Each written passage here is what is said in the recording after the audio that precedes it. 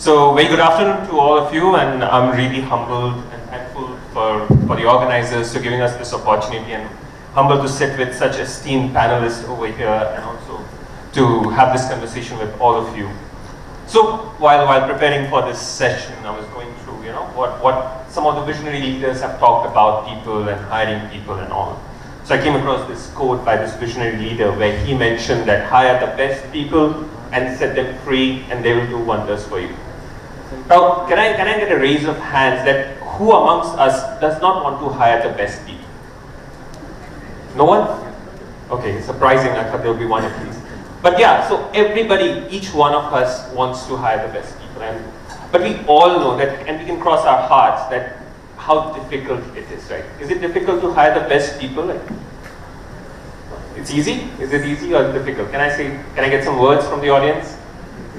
It's difficult, it's super difficult, it's really difficult. And in fact, I was speaking to one of the largest ITS organization in India, the head of HR over dinner yesterday night, and he cited this incident to me. So he was hiring 5 full stack developers. So he was just looking for 5 full stack developers. His team members went down and looked for CVs. They got around 300 CVs. So these are not the CVs which comes through LinkedIn, but they actually handpicked 300 CVs. After the round 1 interview, they shortlisted some 100, 150. After the round 2, which was the final round, they got 30 candidates. After 30 candidates, they got offers to 20 of them. Can you give me a number? How many do you think joined the organization?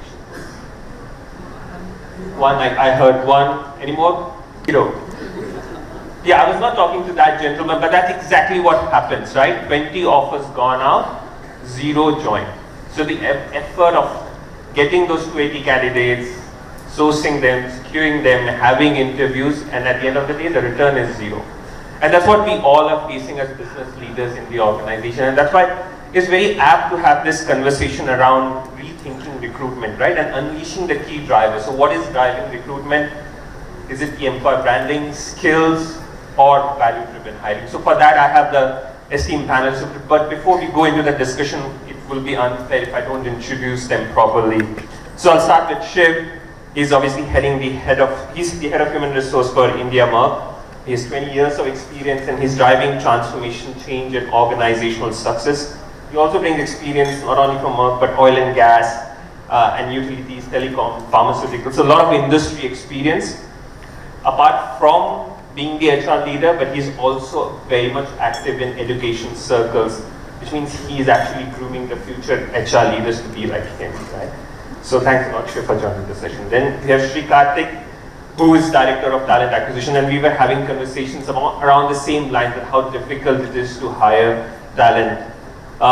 He is very much enthusiastic about designing and implementing recruitment strategies based on technology and AI, and he can share some tips about AI if you talk to him outside the session.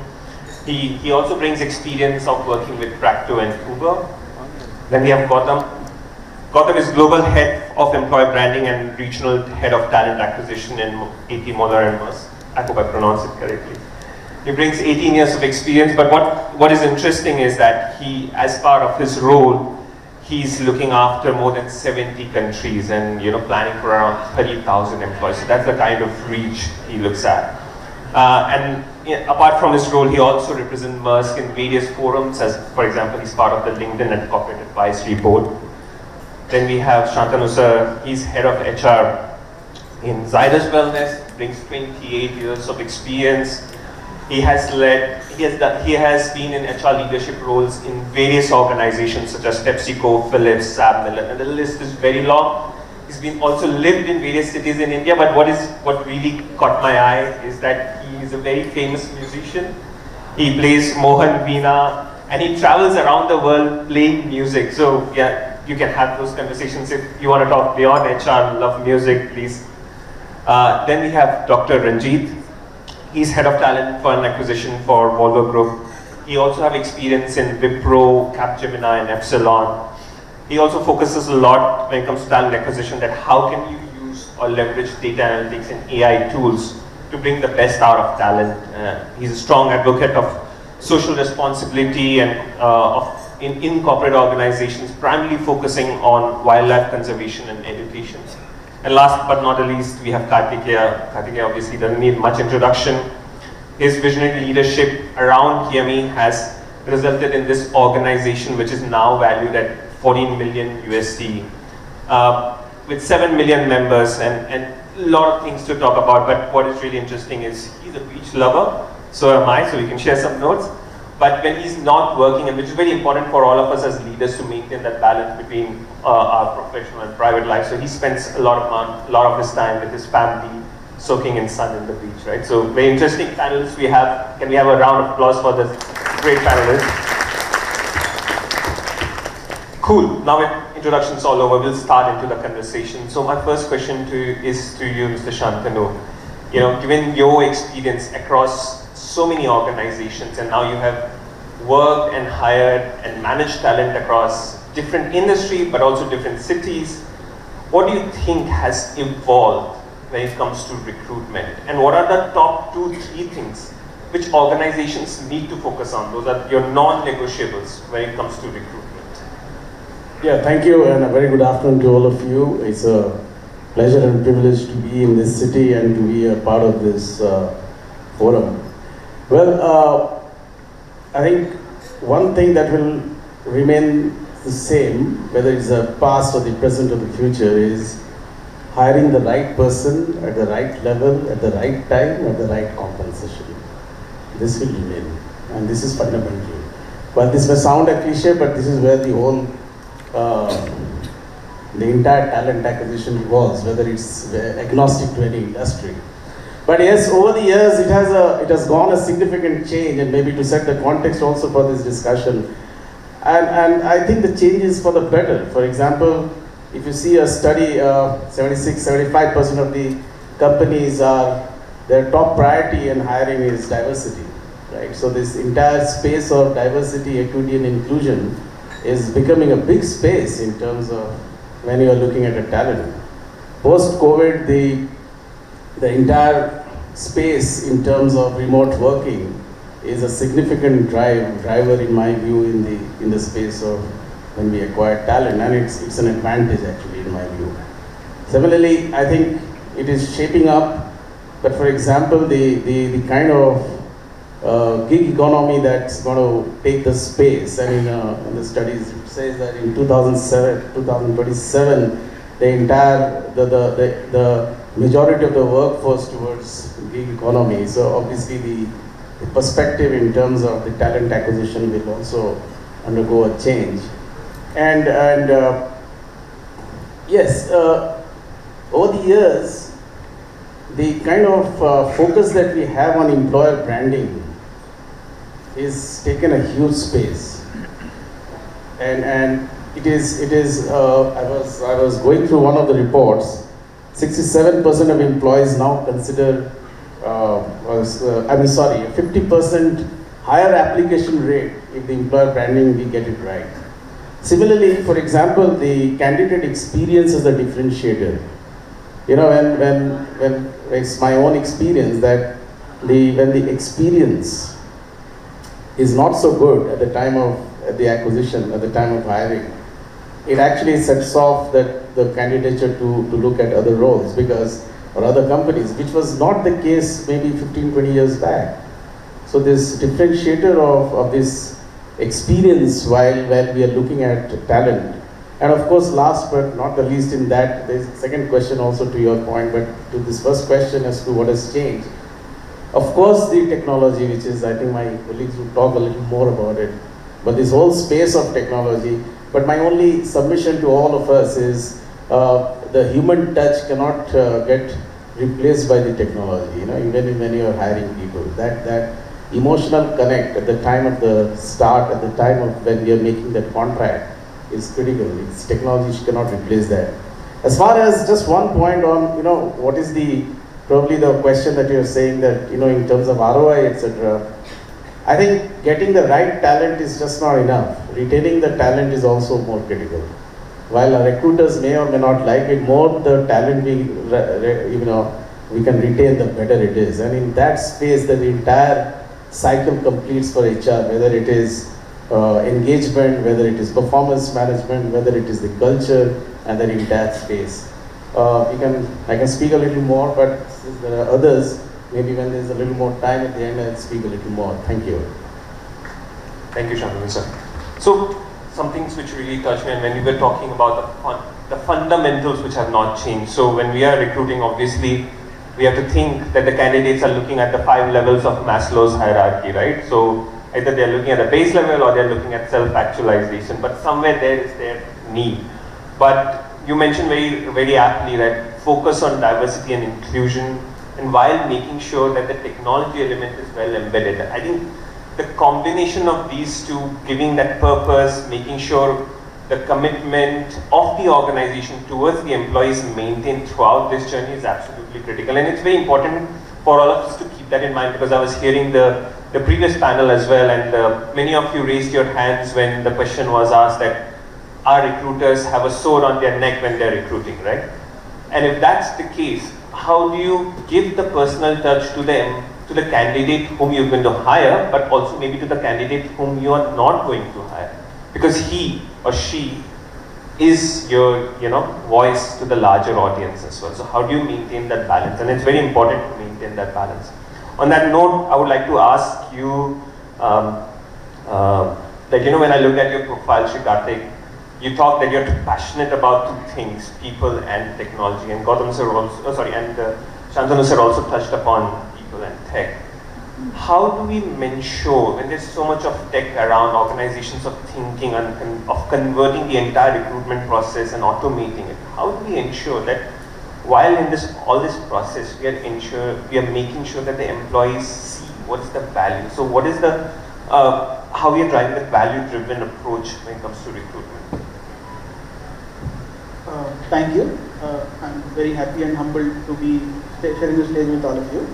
I'd like to take a moment first to reminisce about how technology has sort of changed, right? Brought a drastic shift in the way how hiring is happening in organizations over the last 1 decade or so. If you look back, right? Imagine hiring before video calling became a norm, and imagine before video interviews became a norm, right? So starting there, right? We've come through social recruiting, we've come through assessment platforms coming in, aiding in terms of different types of skill assessments and all of that.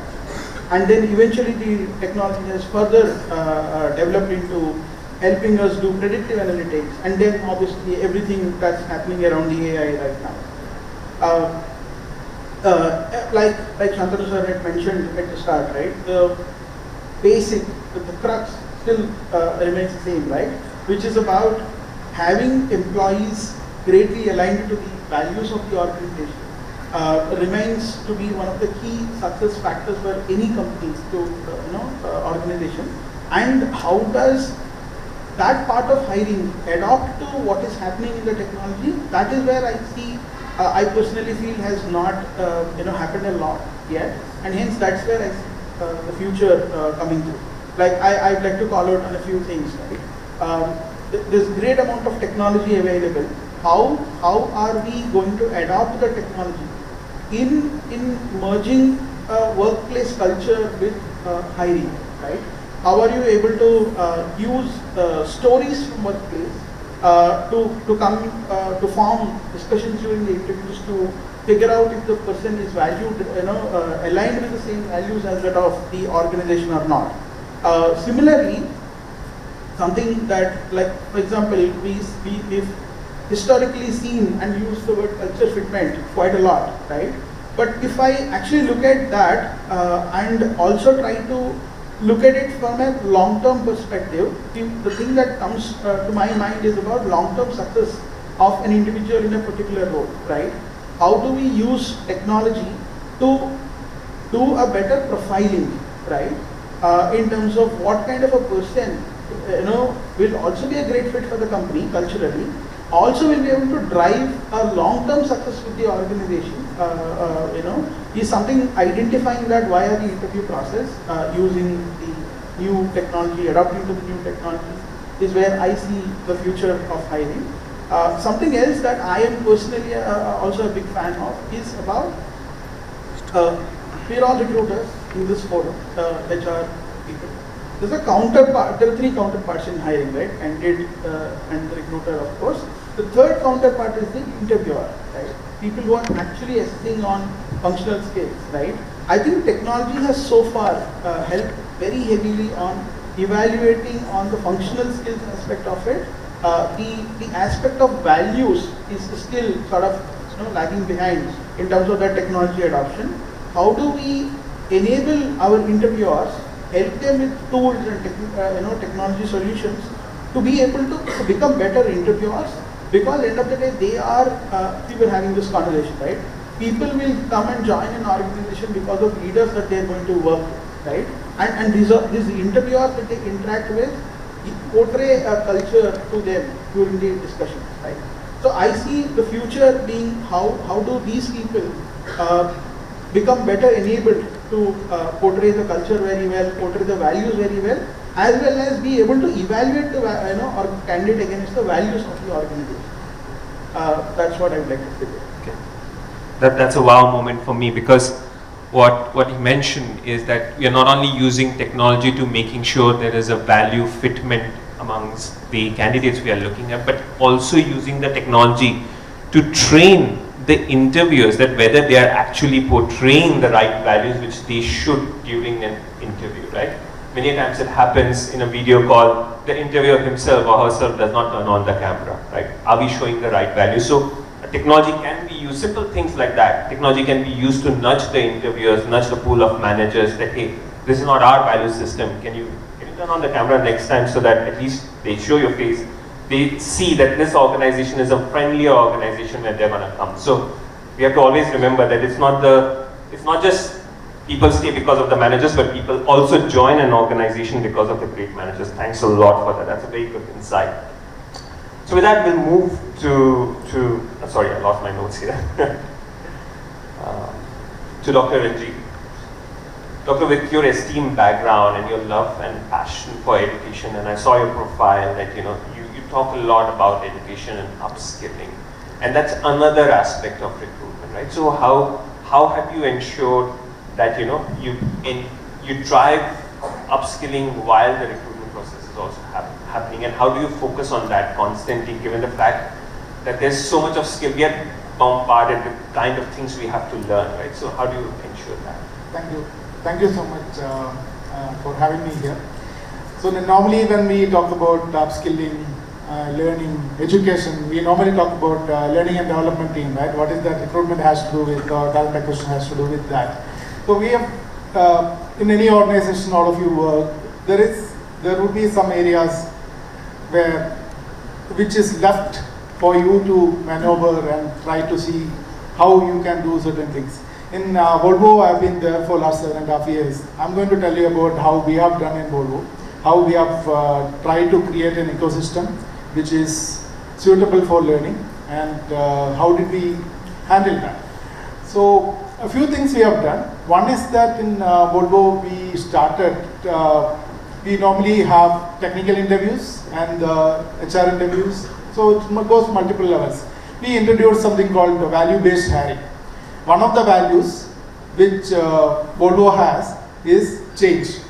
Change is about how do you upskill yourself, change yourself according to the changes in the market, skills, etc. So we brought in this as part of our values hiring, value-based hiring. And whenever we hire a person, what we look for is the ability to learn, upskill, and adapt to the situations. And this has become core of our entire recruitment process.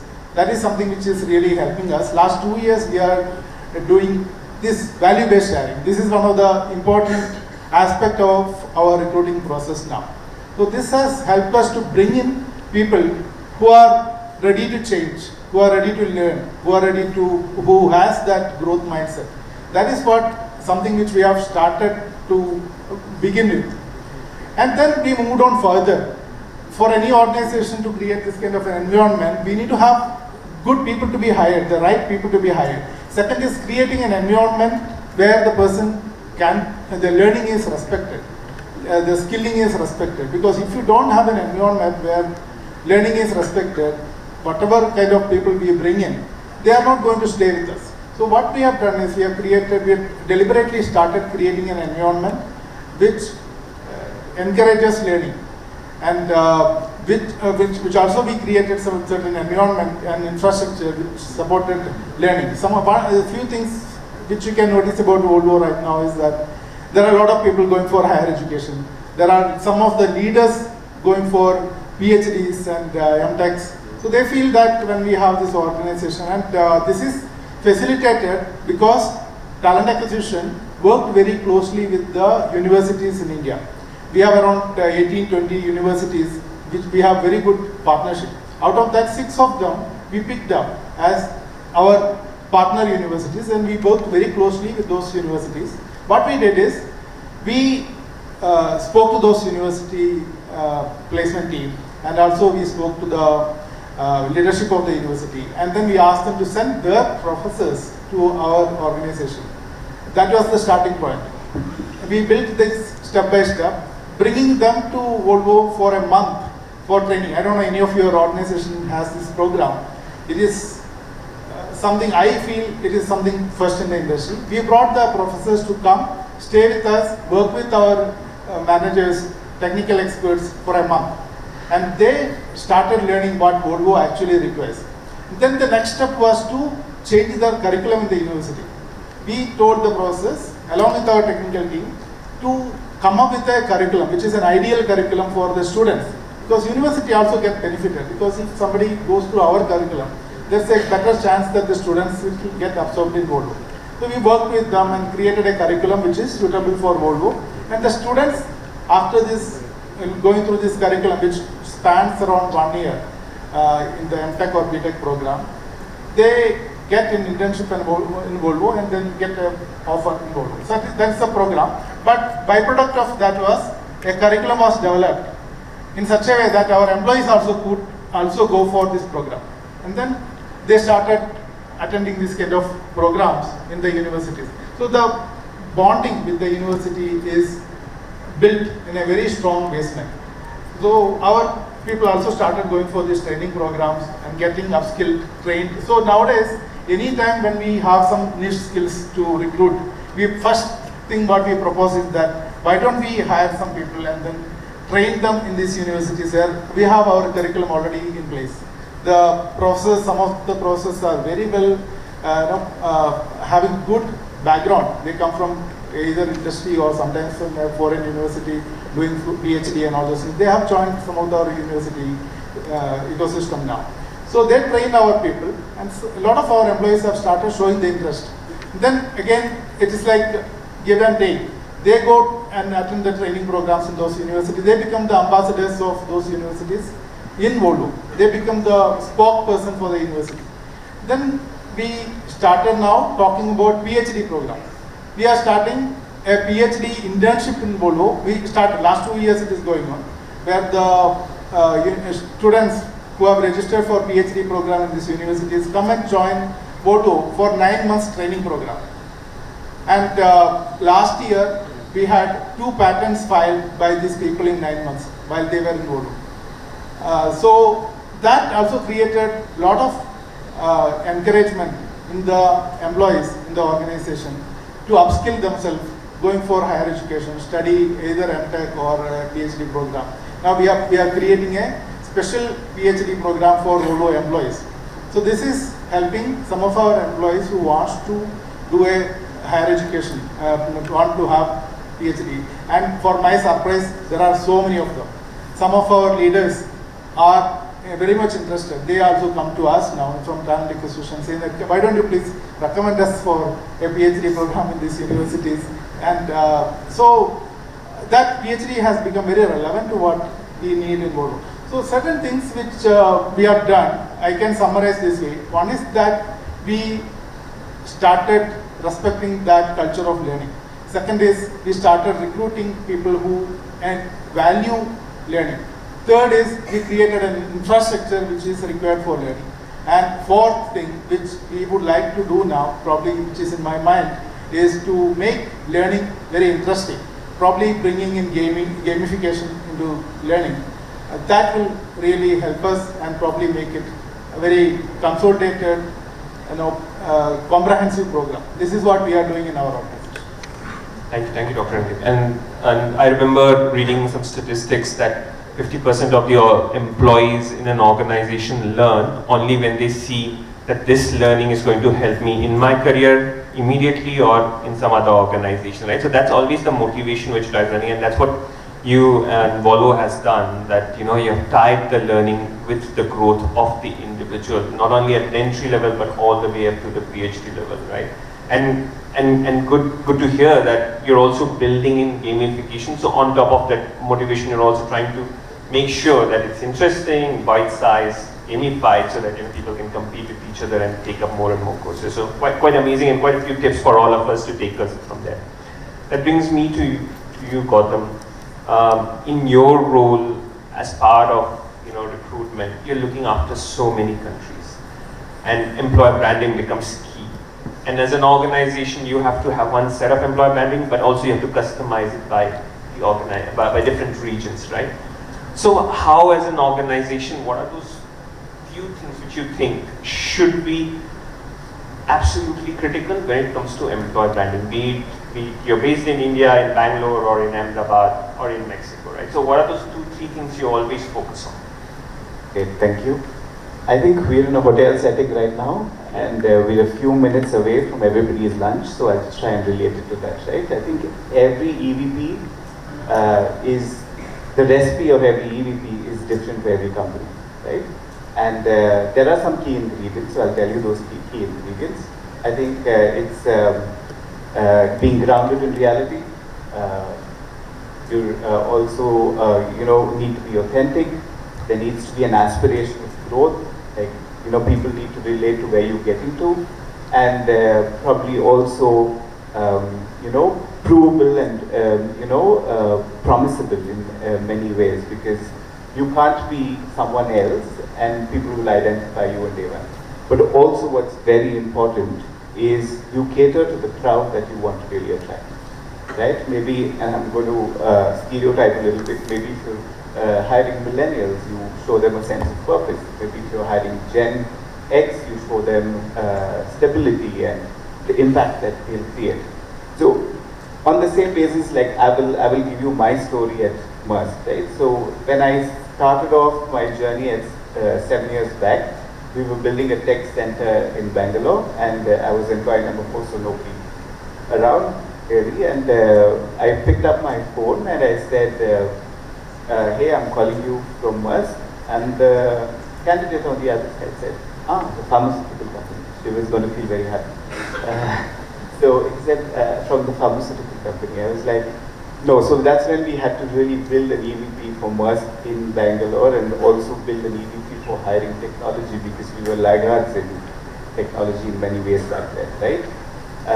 So our EVP back then was, we are not great at technology. So you'll get to end-to-end technology work, and not just incremental if you were based out of another technology firm. So I think that was our EVP back then. And then a few months later, we said, oh, let's hire diversity into our organization. So we wanted to be equal at sea. And look at our organization, right?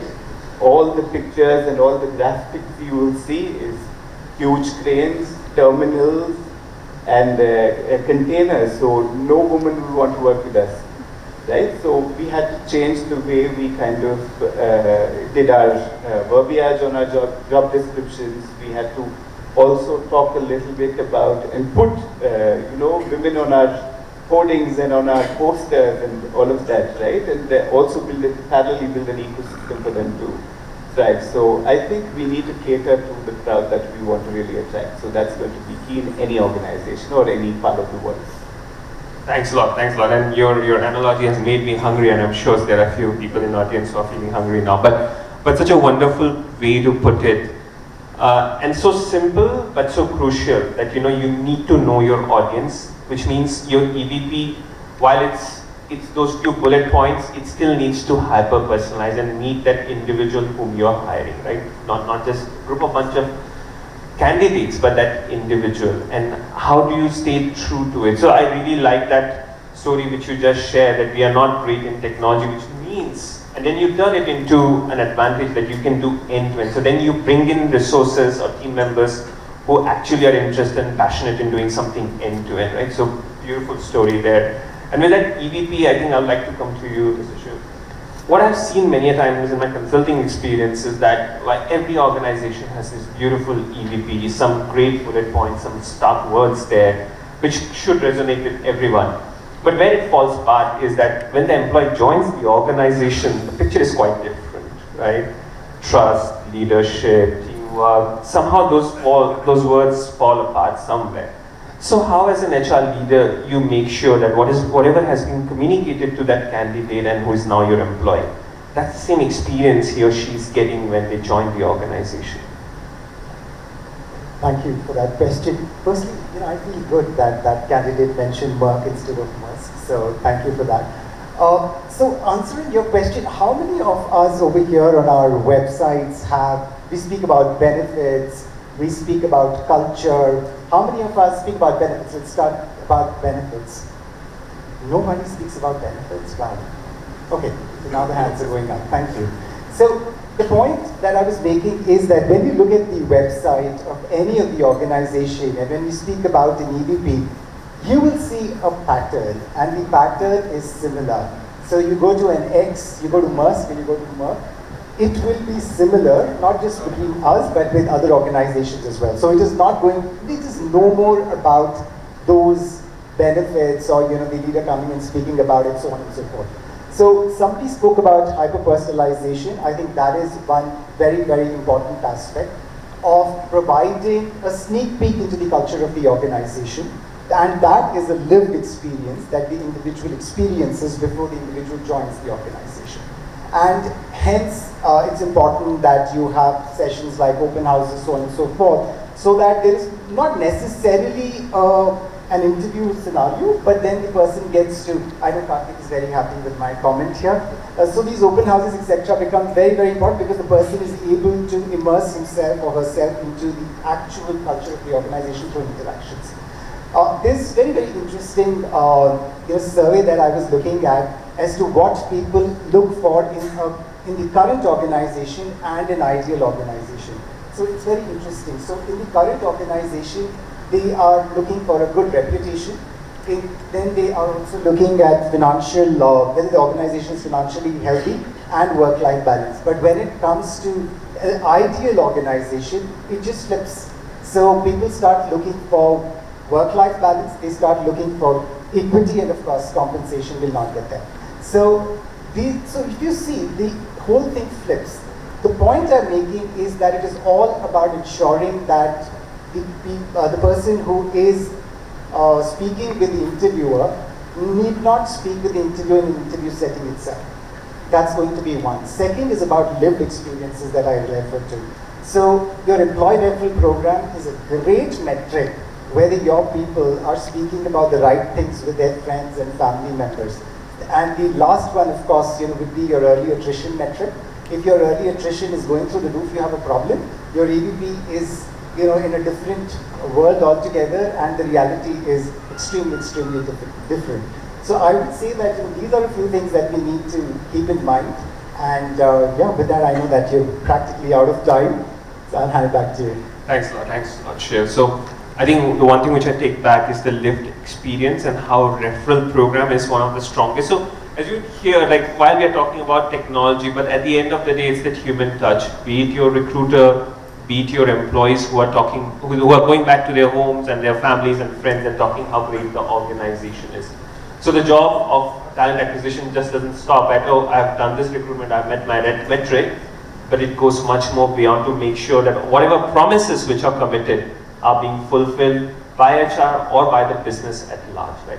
And that brings me to you at the end, very end. Sorry to keep you waiting for so long, but I was reading about this important statistic and draw my attention that 70% of the workforce is still passive, which means while we all are fighting for the same talent, but there is 70% of the population which is not being targeted at all.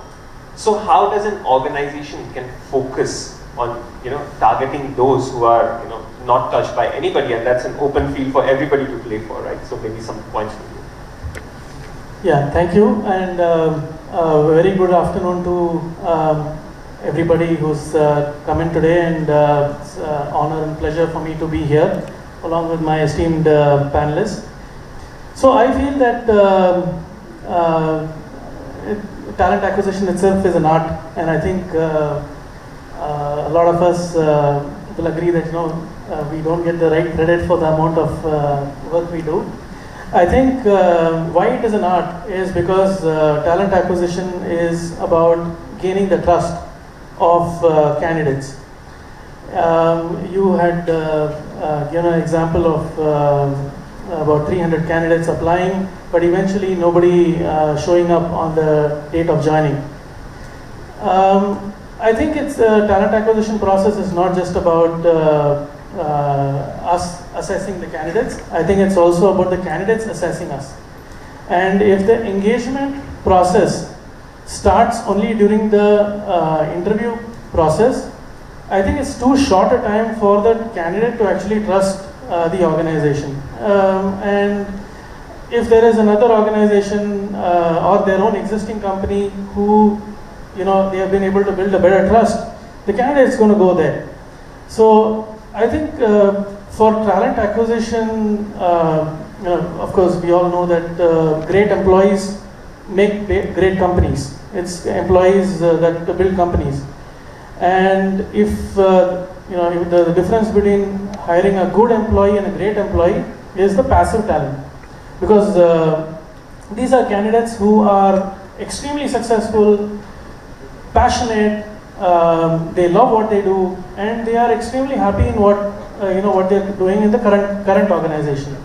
Now, if we have to attract somebody out there, we also have to be out there. And if we try to get out there when we have a job opening alone, we will not be able to hire that talent. We will only be able to hire near fit candidates who are available in the market at that point of time, who will also make your company successful. But the difference between the good and great is definitely hiring those passive candidates. So with my experience, what I have seen is for us to attract passive candidates, the strategy should not to just be restricted to when we are hiring. Sorry, I'll just keep it really short. So we should have a year-long strategy, and also we should not restrict ourselves to only certain roles that we are hiring for right now. If we are expecting future roles to come up, we should add that also in our talent attraction and engagement strategy. Shiv, Gautam, and the rest of my panelists, Ranjith, extremely proficient, and they have been one of the pioneers in executing this, and that's how they have been able to build successful GCCs for their organization, irrespective of their GCCs being extremely large organizations in their parent country from where they are from. In India, once everybody comes, as far as talent is concerned, they will show them, what reality is. And after that, I think it's up to the talent acquisition leaders and HR leaders to build that trust with the talent community. And that trust can be built only when we engage with them through the year. And once you do that, your hiring will become much faster, because you will not have to go in search of candidates once the job comes. You will already have candidates with you. You'll also have candidates who are already engaged with you. So it's just about inviting them for interviews, having those discussions, making those offers, and converting all 17 of the 17 offers which we are making. Thank you. Thanks a lot. Thanks a lot. And I know there is a red bleeper which is telling us this. We are 6 minutes over our allocated time. But thanks a lot. And I think the word which sticks with me is trust. And you can't build or make trust in the 30 days of recruitment process, right? It is a long-standing, and as a recruiters, we need to, or as leaders in the organization, we need to think that whatever we do on a day-to-day basis, how we treat our employees, how we treat the candidates who have applied, or our behavior in the organization is going to be the pillar of the trust which we are building with the larger organization or society at large, right? So a lot of things for us to take back. The 5 things which I can think of, sorry, there's a big fly around my face. There's the 5 big things which I can think of, which definitely resonated with me a lot, is obviously, this hyper-personalization, that, every individual is different. You may have the same EVP, but you have to see what the other person is looking for. Big proponent of learning, so how do you ensure that the learning which the organization is providing is meeting the needs of the individuals who are joining? Lived experiences, that the interview process is just a small tiny window, but how can we make it much larger by introducing the candidates to the organization which they're joining? Technology will obviously become the foundation of whatever we do today or we are going to do in future. Can't ignore that, but at the same time, making sure that that personal touch, the human touch which we are talking about, doesn't goes away when we are recruiting, even though we have a sword around our neck, right? So with that, I would like to thank all the panelists and everybody and all the business leaders on the floor, because it was really an engaging conversation and I got to learn a lot from all of you. I hope the same is with you all, and with that, we'll take a break. Thank you.